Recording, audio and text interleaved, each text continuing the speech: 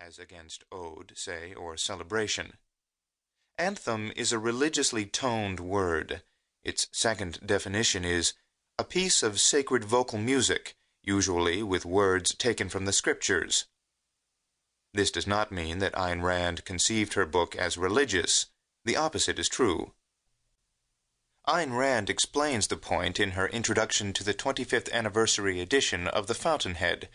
Protesting religion's monopoly in the field of ethics, she writes in part, "Just as religion has preempted the field of ethics, turning morality against man, so it has usurped the highest moral concepts of our language, placing them outside this earth and beyond man's reach.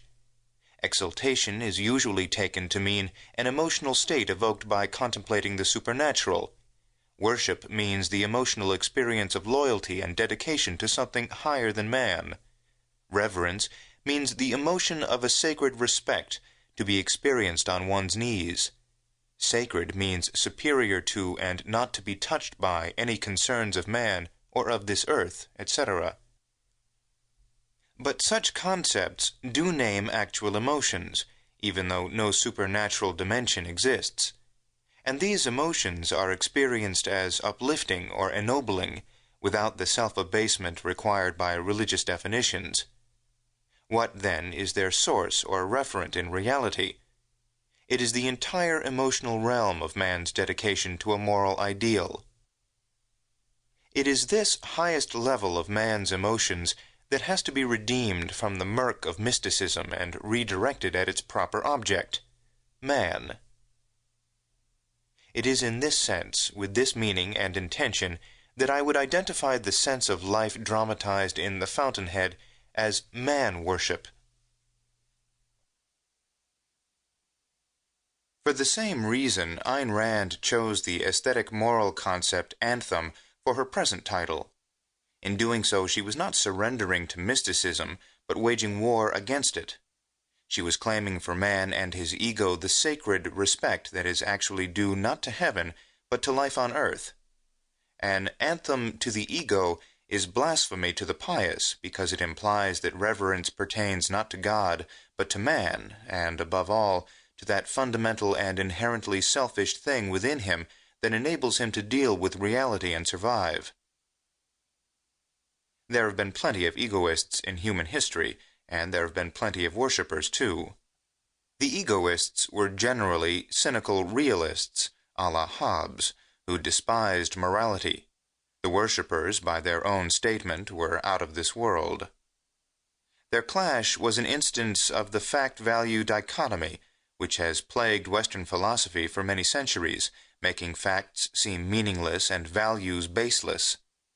Ayn Rand's concept of an anthem to the ego throws out this vicious dichotomy.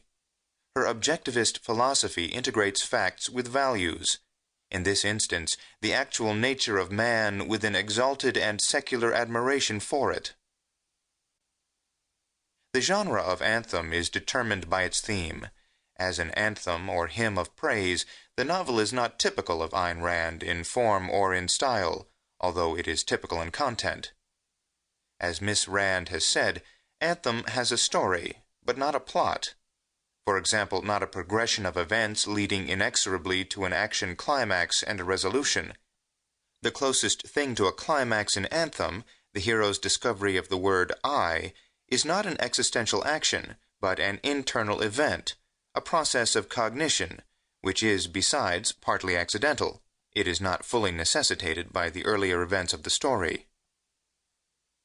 Similarly, Anthem does not exemplify Ayn Rand's usual artistic approach, which she called romantic realism. In contrast to her other novels, there is no realistic contemporary background, and relatively little attempt to recreate perceptual, conversational, or psychological detail.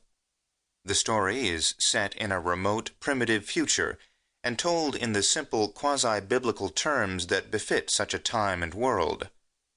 To Cecil B. DeMille, Ayn Rand described the book as a dramatic fantasy. To Rose Wilder Lane, in answer to a question, she classified it officially as a poem. She held the same view of the book in regard